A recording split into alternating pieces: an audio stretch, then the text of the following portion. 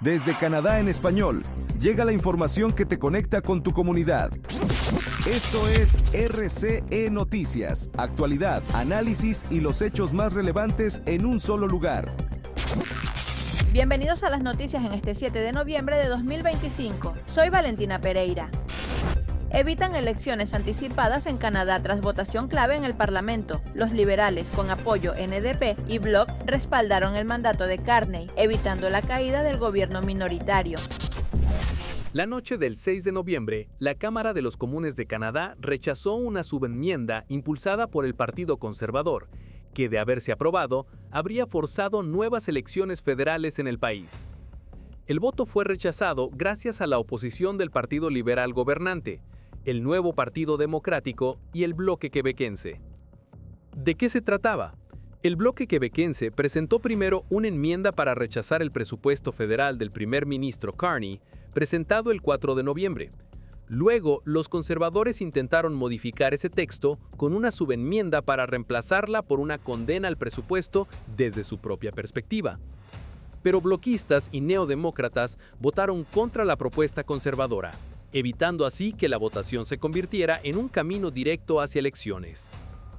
El líder interino del Nuevo Partido Democrático, Don Davis, confirmó que sus 7 diputados votarían en contra de la subenmienda, reduciendo casi a cero la posibilidad de elecciones inmediatas. Aunque esta votación no decide aún el destino del presupuesto, sí fue considerada como voto de confianza por el gobierno liberal, según confirmó Stephen McKinnon, líder de la bancada liberal en la Cámara de los Comunes. Y recordemos, si un gobierno pierde una moción de confianza en Canadá, normalmente se convocan elecciones federales. La votación definitiva sobre el presupuesto aún está pendiente y se espera a finales de noviembre, tras el receso parlamentario por el Día del Recuerdo, que suspenderá actividades por una semana.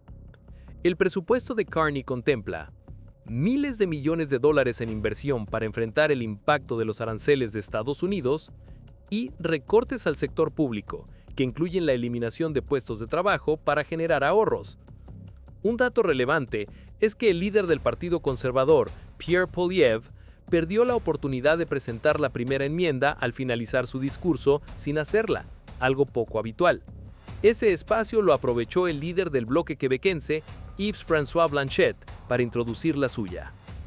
En resumen, por ahora no habrá elecciones anticipadas, pero la crisis política continúa, y el futuro del presupuesto y del gobierno de Carney aún no está completamente definido. Renuncia diputado conservador de Alberta, abandona el caucus de Poilievre generando controversia. El diputado conservador Mac Genereux, representante de Edmonton River Bend en Alberta, anunció su renuncia al Parlamento canadiense este jueves, apenas 6 meses después de ser reelecto. En un comunicado afirmó que la decisión no fue fácil, pero es la correcta, y explicó que quiere enfocarse en su familia. Aunque dejará oficialmente el cargo en primavera de 2026, ya salió del caucus conservador. Genereux negó estar bajo presión política y rechazó rumores de que vaya a sumarse al Partido Liberal de Canadá. Esas versiones surgieron tras la renuncia y posterior adhesión a los liberales del diputado Chris d'Entremont, ocurrido apenas 2 días antes. Con estas salidas, el mapa político queda así: liberales, con 170 escaños, conservadores, con 117, y solo se necesitan 172 para mayoría. Es decir, el gobierno de Mark Carney está a solo 2 asientos de obtener mayoría absoluta sin elecciones generales. Genereux, de 53 años, fue elegido por primera vez en 2015 y era una figura conocida en Alberta. Fue ministro en la sombra de Infraestructura y Comunidades durante el liderazgo de Erin O'Toole y había criticado duramente las políticas liberales sobre vivienda y transporte. Ganó su último mandato en abril de 2025 con 52% de los votos en un distrito de 110,000 electores. El líder conservador Pierre Poilievre reaccionó en la red social X deseándole lo mejor, aunque analistas describen la situación como una semana terrible para su liderazgo. Una encuesta reciente de Angus Reid coloca a los liberales con 43% de apoyo por delante de los conservadores con 39%, especialmente impulsados por votantes jóvenes preocupados por vivienda y economía. El escaño quedará vacante y deberá ir a elección parcial en un máximo de 6 meses. Si los liberales ganan ese distrito, históricamente conservador pero con voto volátil, alcanzarían mayoría absoluta sin necesidad de convocar elecciones nacionales. Esto ocurre en un momento crítico. El Parlamento se prepara para votar el presupuesto 2025, que incluye un déficit de 78.000 millones de dólares y el recorte de 40.000 empleos en el sector público. Mientras tanto, el nuevo Partido Democrático evalúa abstenerse en futuras votaciones para evitar elecciones invernales, y dentro del conservadurismo ya se habla de una posible revisión del liderazgo de Poilievre en enero de 2026. De esta manera, la salida de Generux no solo sacude a los conservadores, podría cambiar el futuro del gobierno en Canadá sin que haya elecciones de por medio. Una operación contra explotación infantil en Quebec deja 22 detenidos y 180 dispositivos incautados en redada masiva por posesión y distribución de material de abuso sexual infantil. La Policía Provincial de Quebec, conocida formalmente como Sûreté du Québec, realizó un operativo masivo contra la explotación sexual infantil en Internet entre el 3 y el 7 de noviembre de este año. El resultado, 22 hombres detenidos de entre 18 y 70 años en 6 ciudades: Montreal, Laval, Longueuil, Boucherville, Ciudad de Quebec y Gatineau. 20 de ellos ya comparecieron ante tribunales por delitos como posesión, distribución y acceso a material de abuso sexual infantil, cargos contemplados en el Código Penal de Canadá, con penas que podrían llegar hasta 14 años de prisión. La investigación, llamada Proyecto Égide, comenzó en enero de 2025, liderada por la Unidad Especializada en Crímenes Sexuales Infantiles en Línea de la Sûreté du Québec. Participaron 150 agentes, quienes realizaron 26 allanamientos e incautaron 180 dispositivos electrónicos, incluidos teléfonos, computadoras y discos duros que contienen terabytes de evidencia. Las autoridades revelaron que los sospechosos operaban principalmente en plataformas como Discord, Kik y Omegle, además de foros en la Dark Web, usando VPNs y criptomonedas para ocultar su identidad. A pesar de esto, los investigadores lograron rastrear direcciones IP y movimientos financieros. Los datos son alarmantes. En 2024, Quebec registró 2.500 denuncias de explotación infantil en línea, un 30% más que el año previo, según el Centro Canadiense para la Protección Infantil, organismo que administra el portal nacional de reportes cybertip.ca. También se estima que en Canadá, 1 de cada 10 niños ha sido víctima de abuso sexual digital, de acuerdo con un estudio reciente de la Universidad de Toronto. En esta operación se identificaron víctimas de entre 8 y 17 años, quienes ya reciben apoyo psicológico a través del Centro de Intervención en Abuso Sexual de Quebec. La Sûreté du Québec insistió en la importancia de denunciar cualquier situación sospechosa a través de cybertip.ca, un portal totalmente anónimo, que ha sido clave en investigaciones. Solo en esta operación, 15 arrestos fueron posibles gracias a denuncias ciudadanas. Este caso se suma a una tendencia preocupante en el país y también deja en claro algo fundamental: la denuncia salva infancias.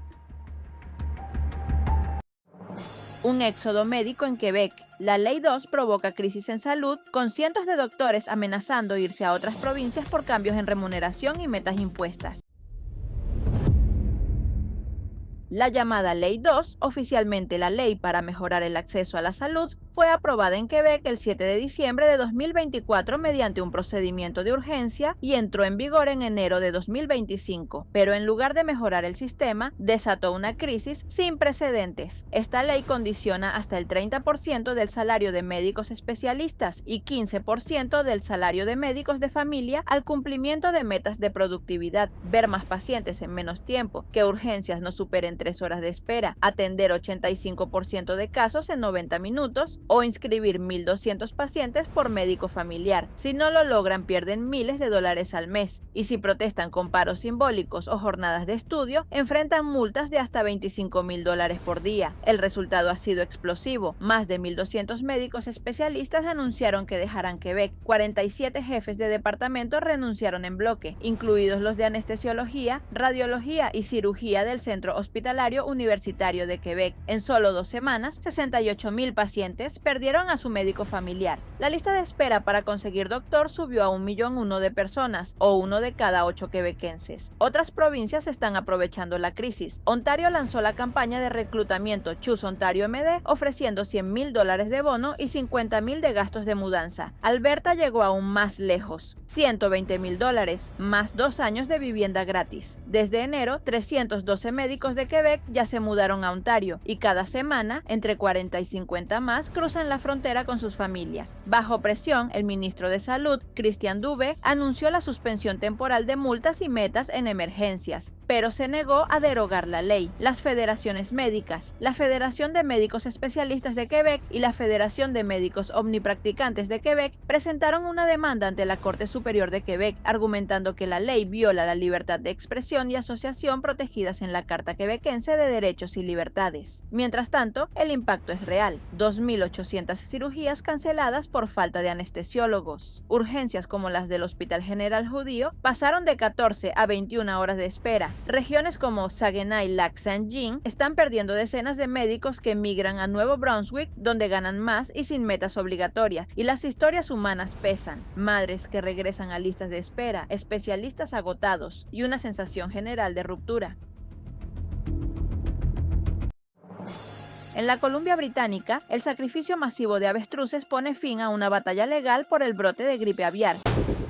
La Agencia Canadiense de Inspección de Alimentos concluyó este viernes el sacrificio de entre 300 y 330 avestruces en una granja cerca de Edgewood, Columbia Británica, tras un brote del virus H5N1 de gripe aviar. La operación ocurrió después de que la Corte Suprema de Canadá rechazara el jueves 6 de noviembre la última apelación de los propietarios, levantando así una suspensión judicial de 10 meses. El brote fue detectado en diciembre de 2024, cuando 70 aves murieron por el virus. Desde entonces, los dueños argumentaban que el rebaño había desarrollado inmunidad natural y solicitaban pruebas individuales o mantener a las aves con fines científicos debido a su valor genético. La Agencia de Inspección de Alimentos rechazó la propuesta, alertando que aves asintomáticas pueden seguir propagando el virus y generar mutaciones peligrosas, especialmente en contacto con fauna silvestre. La operación fue tensa. De acuerdo con testigos, se escucharon disparos desde las 8 de la noche del jueves hasta la madrugada, mientras el área era iluminada por reflectores. El corral fue cubierto con lonas azules y negras para ocultar los cuerpos, y accesos a la zona fueron bloqueados por la Real Policía Montada de Canadá. A lo lejos, un grupo de unas 50 personas protestó, gritando que detengan el asesinato sin lograr impedir la operación. La granja, ubicada en la región de Kootenay, a 650 kilómetros de Vancouver, empleaba a 10 personas y era conocida por tours turísticos debido al tamaño de las aves. Algunas miden 2 metros y pesan 100 kilos. Los propietarios, que compraron el terreno en 2021 por $2 millones y habían invertido $500,000 en mejoras, enfrentan pérdidas totales. Este es el primer sacrificio masivo de avestruces por gripe aviar en Canadá. Aunque esta especie rara vez es vulnerable, el país ha visto un impacto severo por H5N1, 14.5 millones de aves domésticas infectadas desde 2022 y pérdidas estimadas de $2 millones en la industria avícola. La Agencia de Inspección de Alimentos confirmó la depoblación completa del predio y mantendrá una zona de control de 3 kilómetros con monitoreo de fauna silvestre durante 30 días, pese a que Columbia Británica no reporta nuevos casos desde septiembre. El caso deja un debate abierto entre bioseguridad y derechos de propiedad en medio de una comunidad golpeada no solo emocionalmente, sino también económicamente. Canadá suma 67,000 empleos en octubre y desempleo baja al 6.9% según Statistics Canada en medio de recuperación post-aranceles. La economía canadiense sorprendió en octubre con la creación de 67,000 puestos de trabajo, informó este 7 de noviembre el Departamento de Estadísticas de Canadá, haciendo que la tasa de desempleo caiga ligeramente al 6.9%, por debajo del 7.1% registrado en septiembre. La mayoría de los nuevos empleos fueron a tiempo parcial, aunque tanto el empleo a tiempo completo como parcial aumentó respecto al año anterior. En el sector de comercio mayorista y minorista, adquirieron más de 41.000 empleos. En transporte y almacenamiento, información, cultura y ocio, servicios públicos, el crecimiento moderado. Y en construcción, perdieron 15.000 empleos. Entre enero y octubre, las industrias de servicios ganaron 142.000 empleos, mientras que los sectores productores de bienes, como construcción y manufactura, perdieron puestos de trabajo. En octubre, 73.000 empleos se crearon en el sector privado, mientras que el empleo público permaneció estable. Algunos factores específicos, como la huelga de maestros y cierre patronal en Alberta, redujeron las horas trabajadas. Además, según el economista Douglas Porter, del Bank of Montreal, la participación de los Toronto Blue Jays en la Serie Mundial impulsó sectores como información, cultura, recreación, alimentación y alojamiento en Ontario. Entre los jóvenes de 15 a 24 años, la tasa de desempleo cayó por primera vez desde febrero, revirtiendo la tendencia al alza de los últimos 2 años y medio. Los salarios medios por hora subieron 3.6% hasta $37.06 por hora, comparado con octubre del año pasado. Para los economistas, los datos refuerzan la idea de que las tasas de interés están en niveles suficientemente bajos para estimular la economía y anticipan que el Banco de Canadá mantendrá una pausa en diciembre. Cientos de vuelos cancelados en Estados Unidos por cierre gubernamental parcial, afectando aeropuertos y viajes internacionales, incluyendo rutas a Canadá. Cientos de vuelos fueron cancelados el viernes en Estados Unidos. La parálisis presupuestaria más larga en la historia del país, que obliga a cerrar servicios públicos federales, ha dejado sin su salario a decenas de miles de controladores aéreos, personal de seguridad aeroportuaria y otros trabajadores. Esto provoca escasez de personal en el sector. El gobierno de Donald Trump anunció el miércoles una reducción de entre el 4 y el 10% en el número de vuelos en 40 de los aeropuertos más importantes de Estados Unidos a partir del viernes. Las autoridades aseguran que quieren rebajar la presión antes de que ocurra un accidente.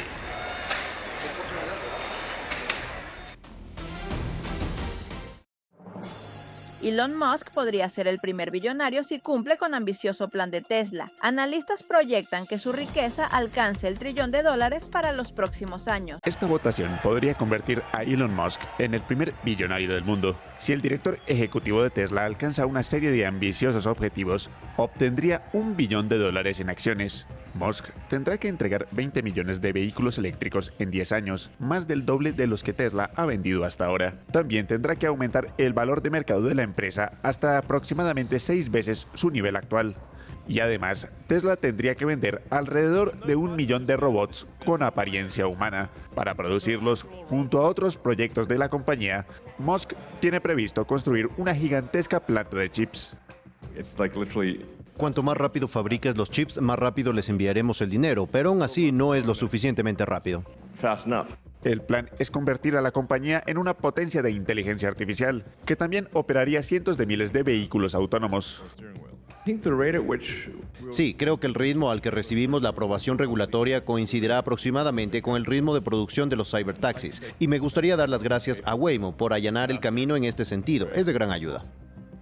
Waymo, la filial de Alphabet, es el mayor competidor de Tesla en el negocio de los vehículos autónomos. Los accionistas que se oponen al acuerdo afirman que Musk ha actuado de forma imprudente últimamente y las ambiciones del CEO son demasiado grandes. Sin embargo, otros opinan que el incentivo tenía que ser enorme para mantener el interés de Musk, ya que el multimillonario amenazó con marcharse si no se votaba el paquete.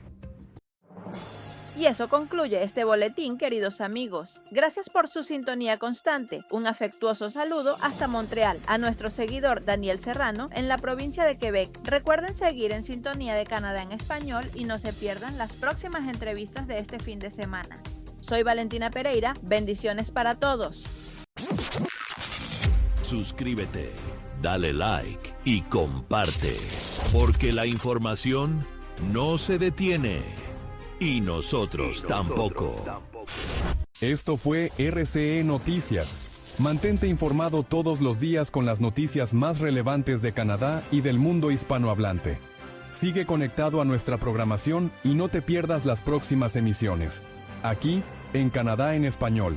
Hasta la próxima.